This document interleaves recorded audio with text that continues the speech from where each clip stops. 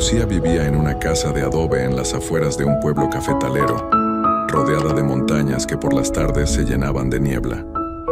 Era una mujer joven, de carácter fuerte, y no creía en las cosas que los viejos del pueblo contaban junto al fuego. Su hijo tenía apenas un mes de nacido, y desde que llegó al mundo, su tía no dejaba de insistirle en lo mismo, casi cada día, casi a toda hora.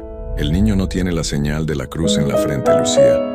Tienes que llevarlo a la iglesia del pueblo vecino antes de que termine el mes. Dicen los abuelos que las brujas reconocen el olor de la leche y la carne nueva que todavía no le pertenece a Dios. Mientras el niño no esté bautizado, está desprotegido. Lucía sonreía y movía la cabeza, sin ganas de discutir. Le decía a su tía que esas eran cosas de gente vieja, que ella había crecido escuchando esas historias toda su vida y nunca había visto nada extraño.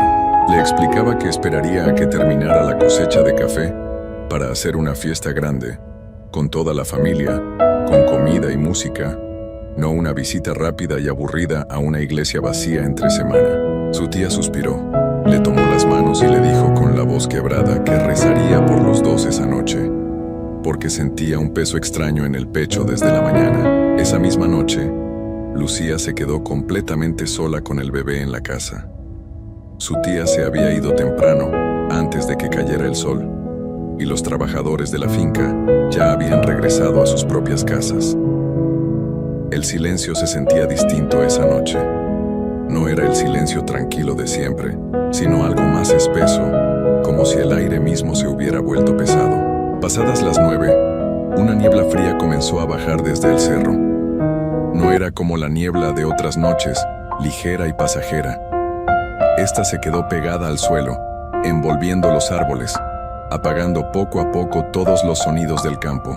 Los grillos, que normalmente cantaban sin parar hasta la madrugada, se quedaron callados de golpe, como si algo les hubiera ordenado guardar silencio. Hasta el viento dejó de moverse entre las hojas. Lucía sintió ese cambio, aunque no quiso darle importancia. Se sentó en la mecedora de madera junto a la cuna, con el bebé en brazos, dándole de comer antes de dormir. La casa estaba iluminada apenas por un candil de aceite que colgaba de una viga, proyectando sombras largas sobre las paredes encaladas.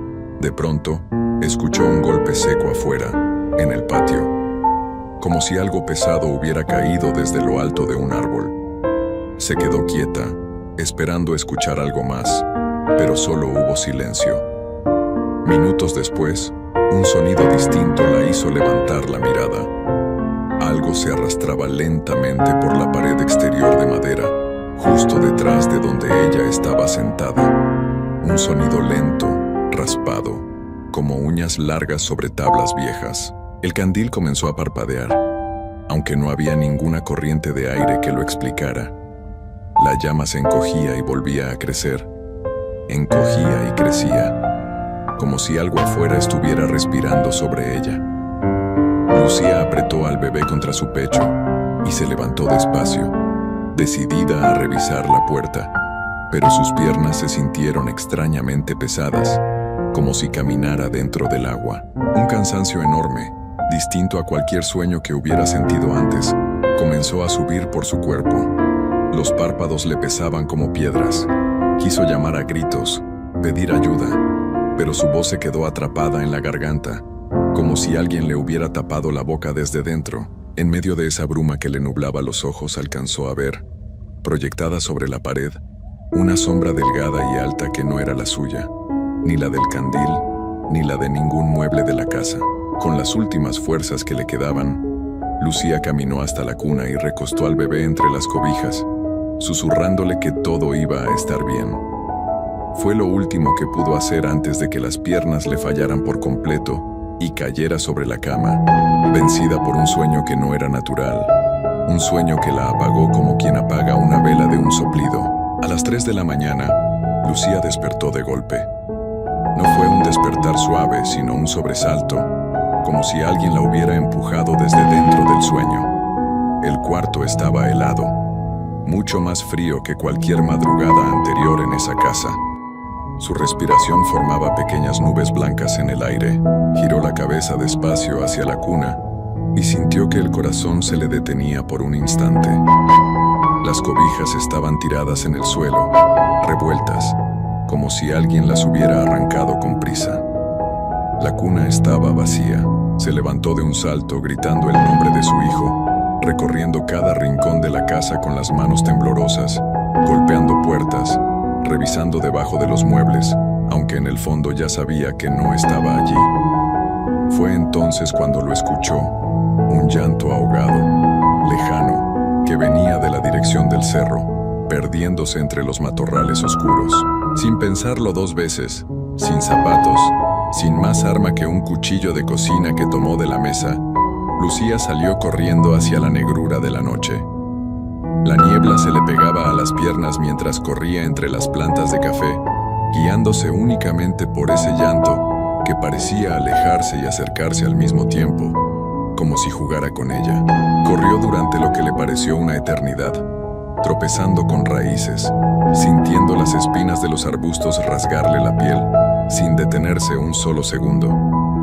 El llanto la llevó hasta un claro en mitad del bosque, donde un árbol seco y retorcido se levantaba solitario, sin una sola hoja, como si la vida misma lo hubiera abandonado hacía años.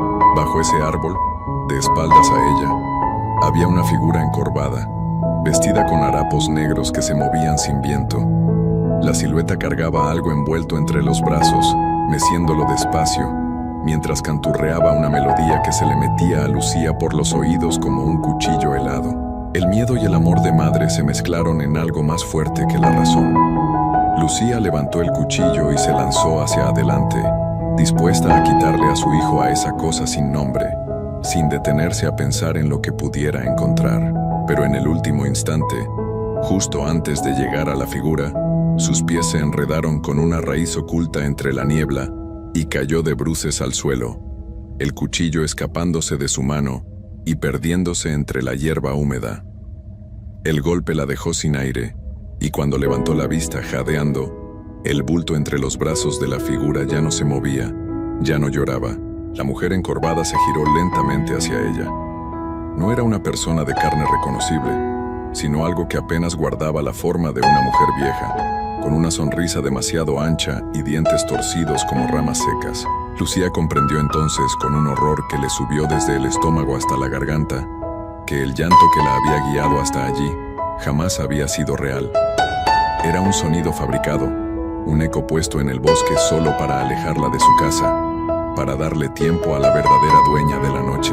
La criatura no dijo una palabra, simplemente levantó la mirada hacia las ramas más altas del árbol seco, y Lucía siguió esa mirada con el alma helada. Allá arriba, sentada sobre una rama gruesa como si fuera el brazo de una silla, estaba otra figura, más alta, más quieta, con el verdadero bebé envuelto entre un manto oscuro, durmiendo, ajeno a todo.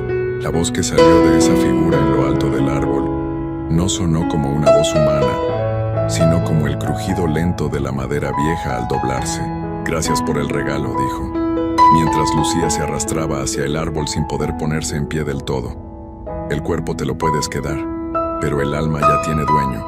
Lucía gritó el nombre de su hijo con todas las fuerzas que le quedaban, extendiendo los brazos hacia arriba, suplicando, prometiendo cualquier cosa, todo lo que aquella cosa quisiera, con tal de que se lo devolviera. La figura de la rama inclinó la cabeza, casi con lástima, y dejó caer despacio el manto oscuro entre sus manos hacia el suelo cubierto de niebla.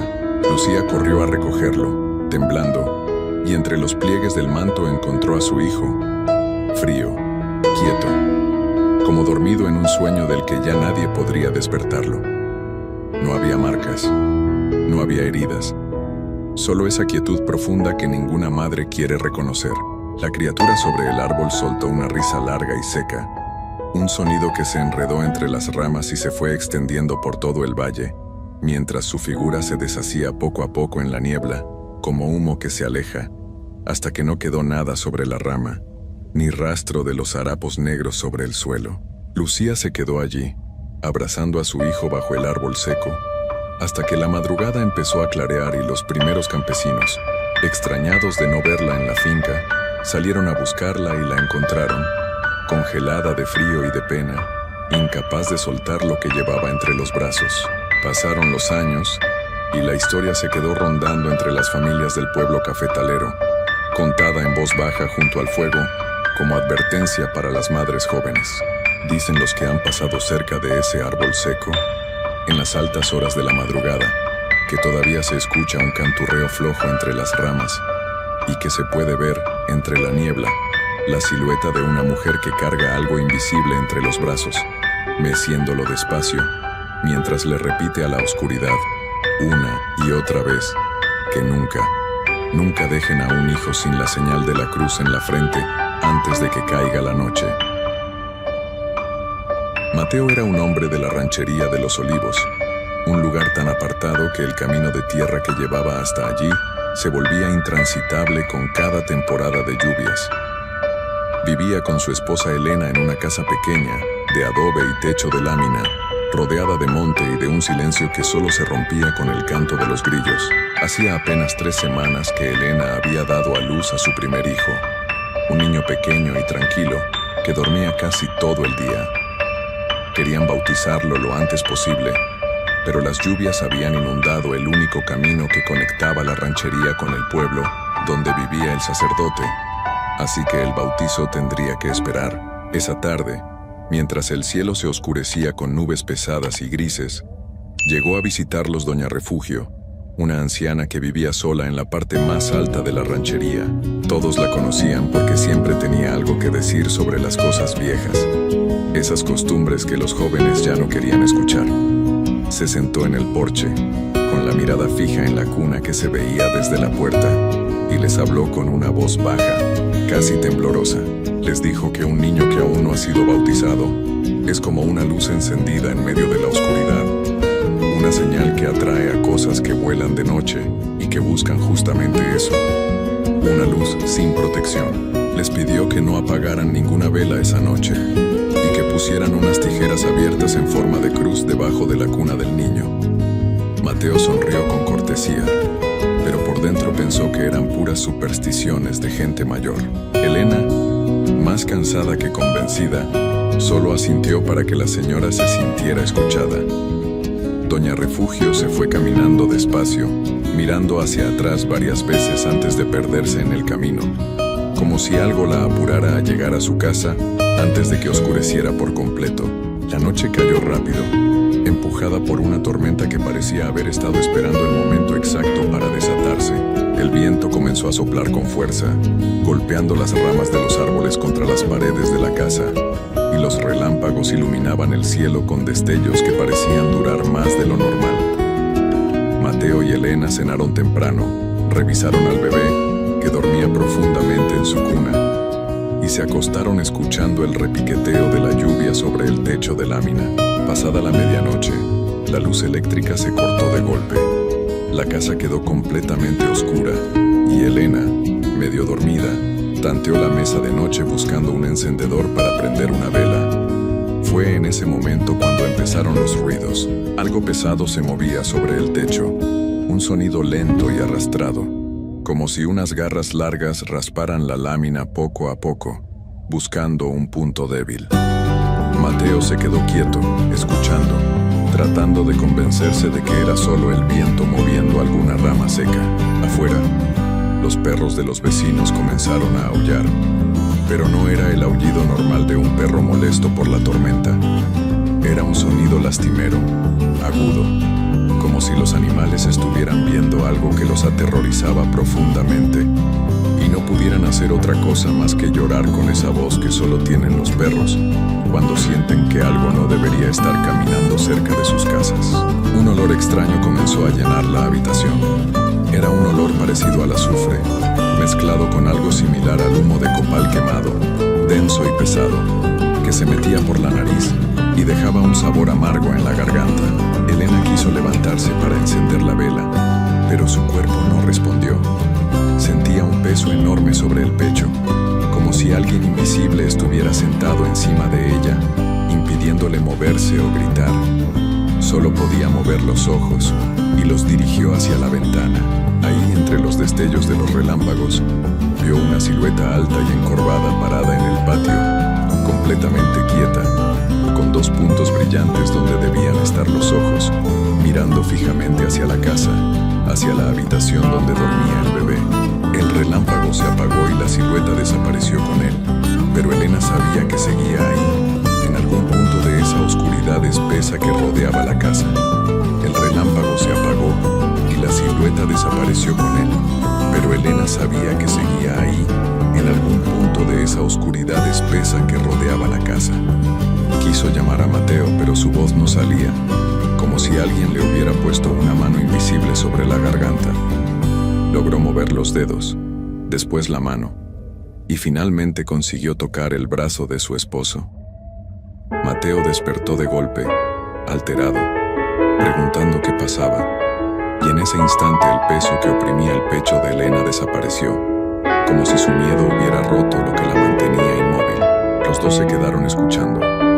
El sonido en el techo había cambiado, ya no era un arrastre lento, sino algo que se movía rápido, de un lado a otro, como si buscara la manera de entrar. El olor a azufre y copal seguía ahí, más fuerte, llenando cada rincón de la casa, mezclándose con el aire frío que entraba por las rendijas de las ventanas. Mateo tomó la vela que Elena finalmente había logrado encender y caminó hacia la puerta principal para revisar el cerrojo.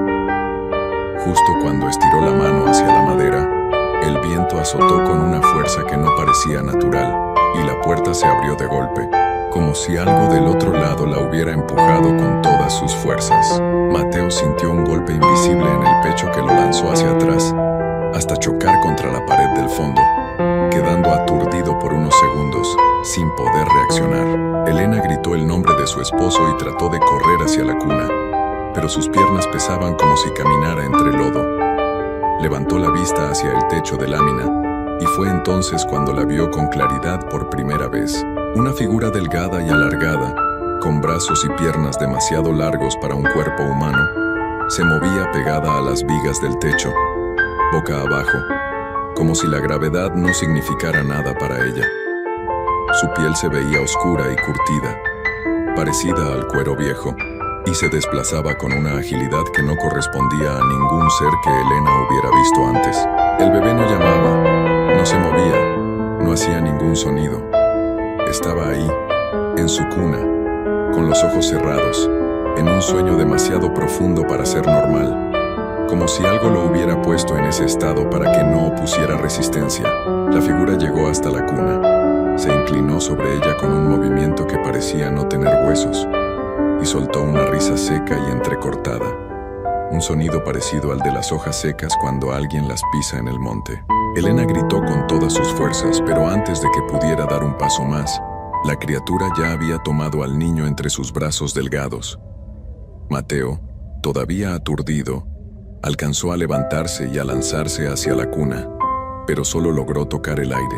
La figura se deslizó hacia la puerta abierta, atravesó el marco con un movimiento que parecía fundirse con la oscuridad de afuera, y un instante después, un golpe de viento y lluvia entró con fuerza a la casa, apagando la vela y dejando todo en penumbra total. Cuando Mateo finalmente logró encender otra luz, la cuna estaba vacía. Elena cayó de rodillas, gritando el nombre de su hijo entre la tormenta que seguía azotando afuera, mientras Mateo salía corriendo a la calle, descalzo, sin importarle el lodo ni los relámpagos, buscando una sombra, un rastro, cualquier señal de hacia dónde se había ido esa cosa que se había llevado a su hijo en cuestión de segundos. Mateo corrió hasta la casa de su vecino más cercano, don Heriberto, golpeando la puerta con desesperación mientras gritaba que algo se había llevado a su hijo. Mateo corrió hasta la casa de su vecino más cercano, don Heriberto, golpeando la puerta con desesperación mientras gritaba que algo se había llevado a su hijo. La noticia se extendió rápido entre las pocas casas de la ranchería, y en menos de media hora, un grupo de hombres se había reunido afuera de la casa de Mateo, armados con machetes, palos y antorchas que apenas resistían el viento y la lluvia. Alguien notó algo extraño cerca de la puerta principal, manchas oscuras sobre el lodo que no parecían normales, mezcladas con un rastro de ramas rotas que se dirigía hacia el monte. Don Heriberto se acercó, tocó una de las manchas con la punta de su machete y dijo en voz baja que eso distinto, parecido al de los chivos que se sacrificaban en el rancho. El rastro de ramas quebradas y tierra removida seguía un camino claro hacia el cerro más alto de la zona, ese que la gente del pueblo evitaba mencionar de noche. Mateo no esperó a que terminaran de discutir. Tomó una antorcha y comenzó a caminar hacia el monte, y los demás hombres, aunque con el miedo dibujado en la cara, lo siguieron sin decir una palabra más. La lluvia había disminuido un poco, pero el viento seguía soplando con fuerza entre los árboles, haciendo que las ramas se movieran como si algo las empujara desde dentro del bosque. Subieron durante lo que pareció una hora completa, siguiendo el rastro de ramas rotas y esas manchas oscuras que aparecían cada tanto sobre las piedras del camino. El aire se sentía cada vez más pesado, con ese mismo olor a azufre mezclado con humo de copal que Mateo había sentido en su casa, ahora mucho más intenso, como si se acercaran al lugar de donde provenía.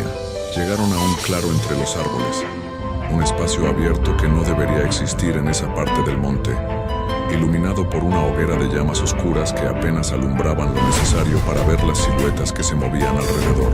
Había varias figuras, todas con forma de mujer, pero con rostros que no terminaban de verse humanos, y extremidades que cambiaban de aspecto cada vez que se movían, algunas con piernas que terminaban en algo parecido a patas de ave grande. En el centro del claro, sobre una piedra plana que parecía haber sido usada muchas veces antes para lo mismo, estaba el bebé, inmóvil, rodeado por esas figuras que murmuraban palabras en una lengua que ninguno de los hombres reconocía. Una de ellas, más alta que las demás, con un rostro que parecía moverse de forma diferente a cada lado, se giró hacia los hombres antes de que pudieran avanzar más. Habló con una voz que sonaba como varias voces juntas, explicando con calma, casi con desprecio, que las almas de los niños bautizados pertenecen a un dueño que las protege y que su carne ya no sirve para nada en ese mundo. Pero los niños que no han recibido esa protección no tienen dueño, no tienen marca, y su sangre pura es justo lo que necesitan para mantenerse jóvenes, para conservar la fuerza de volar entre las tormentas y para pagar lo que deben a quien les dio ese poder desde el principio. Mateo, sin escuchar más, gritó el nombre de su hijo y se lanzó hacia adelante junto con los demás hombres, levantando los machetes y las antorchas, dispuestos a llegar hasta esa piedra, sin importar lo que tuvieran que enfrentar. Los hombres avanzaron gritando, agitando las antorchas y los machetes, pero justo cuando estaban a unos pasos de la piedra, las figuras comenzaron a deshacerse. Los hombres avanzaron gritando, agitando las antorchas y los machetes, pero justo cuando estaban a unos pasos de la piedra, las figuras comenzaron a deshacerse frente a sus ojos. Sus cuerpos se estiraron y se volvieron delgados como humo, convirtiéndose en ráfagas de viento que se enredaron entre los árboles, y un instante después, varias aves negras de tamaño enorme salieron volando desde el centro del claro, perdiéndose en la oscuridad de la tormenta que todavía rugía sobre el cerro. La hoguera de llamas oscuras se apagó de golpe, como si alguien le hubiera quitado el aire, dejando el claro iluminado únicamente por las antorchas de los hombres. Mateo corrió hasta la piedra y encontró a su hijo ahí, todavía envuelto en la misma cobija con la que había salido de la casa, sin ninguna marca visible, como si nada le hubiera pasado en el cuerpo. Lo levantó entre sus brazos, temblando, mientras los demás hombres se acercaban en silencio sin saber qué decir. El bebé respiraba, su pequeño pecho subía y bajaba con normalidad, y por un momento, Mateo sintió que el alivio le quitaba el peso de encima. Pero cuando se asomó para ver el rostro de su hijo, algo lo hizo detenerse. Los ojos del niño estaban abiertos, completamente blancos, sin ningún rastro del color que tenían antes, fijos en un punto que no parecía estar en ningún lugar de este mundo. Bajaron del cerro en silencio, casi sin hablar entre ellos, cargando al niño que respiraba pero que ya no parecía mirar nada. Elena lo recibió entre lágrimas, abrazándolo con la desesperación de quien recupera algo que creía perdido, sin notar todavía lo que los demás hombres ya habían visto en el camino de regreso. Doña Refugio, al enterarse de lo que había pasado, solo movió la cabeza despacio, sin sorpresa, y dijo en voz baja que el cuerpo regresa, pero que lo que se llevan en esa noche, eso ya no vuelve. Si esta noche tienes un niño pequeño durmiendo cerca de ti, revisa su cuna antes de apagar la luz, porque dicen que para la cosecha de esas noches de tormenta, basta con un solo descuido. Don Heriberto tenía 73 años y llevaba toda su vida en aquel pueblo pequeño, rodeado de montañas y de caminos de tierra que se volvían lodo cuando llovía fuerte. Vivía junto a su esposa, doña Eufrasia, en una casa humilde a las orillas del caserío, lejos de las luces y del ruido de los vecinos. Las paredes de la vivienda estaban hechas de tarros, esos troncos delgados amarrados unos con otros, y el piso era de tierra apisonada, dura por los años.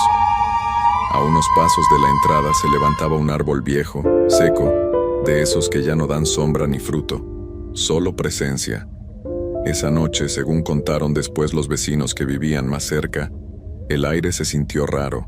No corría viento, pero hacía frío. Un frío que no se sentía en la piel sino más adentro, como si algo invisible hubiera entrado al pueblo sin pedir permiso. Don Heriberto, ya esa tarde, le había comentado a su esposa que los perros no paraban de aullar hacia el monte, y que un perro no aúlla así nomás, sin razón. Doña Eufrasia, sin embargo, no le dio mucha importancia, porque a esa edad uno ya está acostumbrado a los ruidos de la noche y al cansancio que pesa más que el miedo. Cenaron temprano, como siempre, y apagaron la única vela de la casa antes de que el reloj viejo marcara las 9. Nadie en ese pueblo tenía electricidad todavía en ese entonces, y la oscuridad era completa, espesa, de esas que uno corta con la mano y no se mueve. Lo que ni don Heriberto ni doña Eufrasia podían imaginar era que, desde la copa de ese árbol seco que tantas veces habían visto sin temor, dos ojos brillaban fijos en la casa. No eran ojos de tecolote ni de ninguna ave nocturna. Quien estaba ahí arriba, agazapada entre las ramas secas, esperaba con una paciencia que solo puede tener algo que ya no es humano.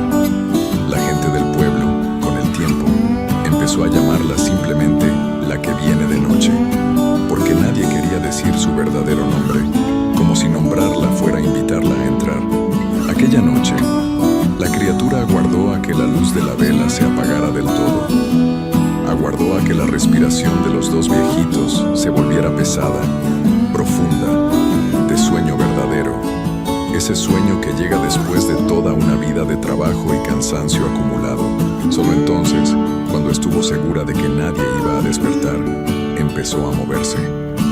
No bajó del árbol caminando. Se dejó caer, casi flotando, sin hacer ningún ruido, como si su cuerpo no pesara nada sobre la tierra. Se acercó a la pared de tarros con un sigilo que no era natural en ningún ser vivo.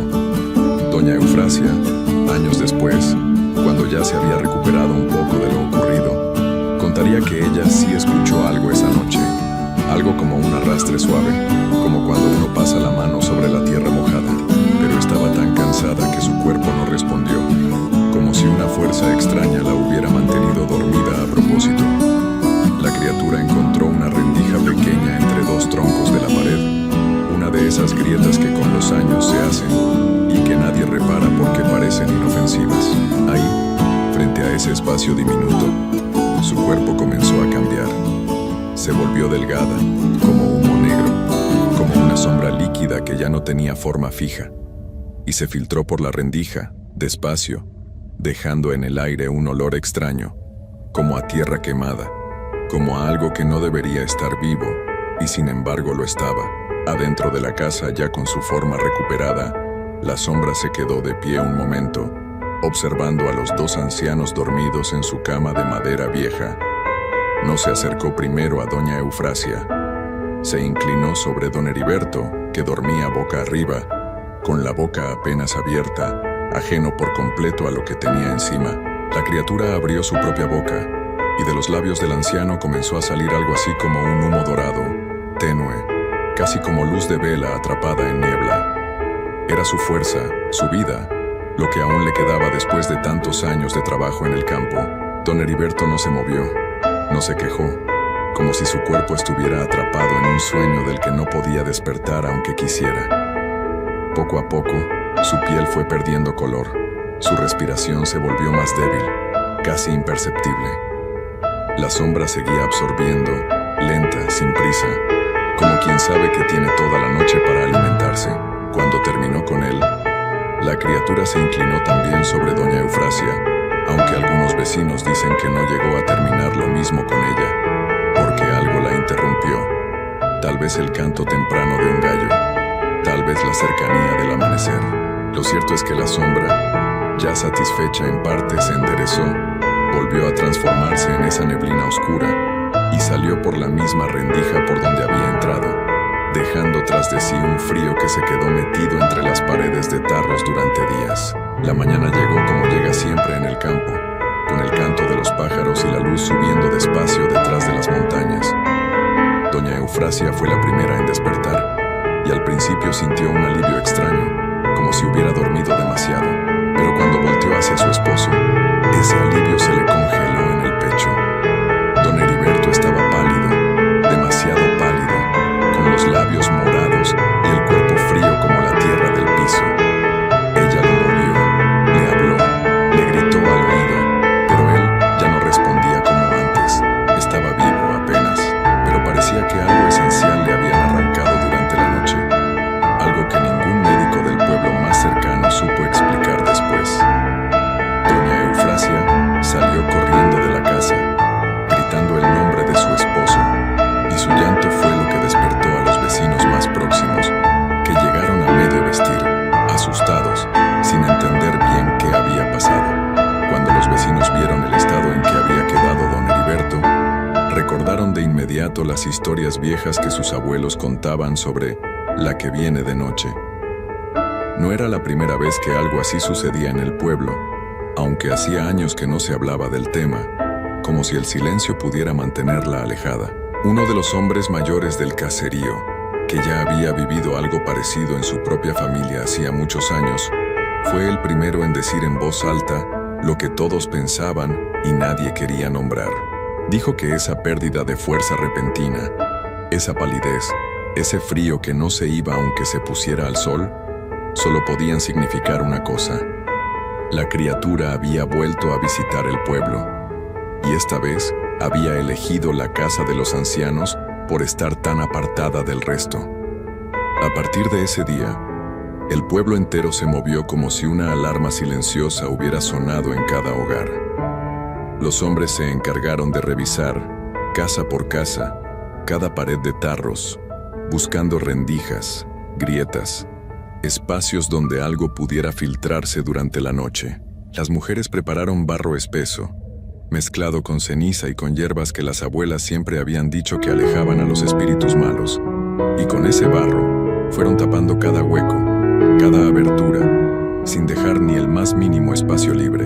En las puertas colgaron ramas de plantas que olían fuerte, de esas que, según la tradición del lugar, nunca habían fallado en mantener alejado lo que no debía entrar. Algunas familias, las que tenían espejos pequeños guardados desde hacía años, los colocaron mirando hacia afuera en las entradas de sus casas, porque se decía que esas sombras no soportaban ver su propio reflejo. Doña Eufrasia, mientras tanto, cuidó a su esposo día y noche, sentada junto a su cama, sin dormir casi nada, vigilando cada respiración. Poco a poco, con paciencia y con los cuidados de las mujeres del pueblo, don Heriberto fue recuperando algo de color, algo de fuerza, aunque nunca volvió a ser exactamente el mismo de antes. El pueblo entero aprendió, una vez más, una lección que con el tiempo siempre se olvida, que el silencio de la noche en esos parajes nunca ha sido completamente seguro, y que las rendijas más pequeñas pueden ser la entrada para lo más terrible. Desde entonces, nadie en aquel caserío volvió a dormir tranquilo sin antes revisar sus paredes, sin antes asegurarse de que cada grieta estuviera bien cerrada, porque todos sabían, en el fondo, que la que viene de noche no se va para siempre. Solo espera, en algún árbol seco, a que alguien vuelva a confiarse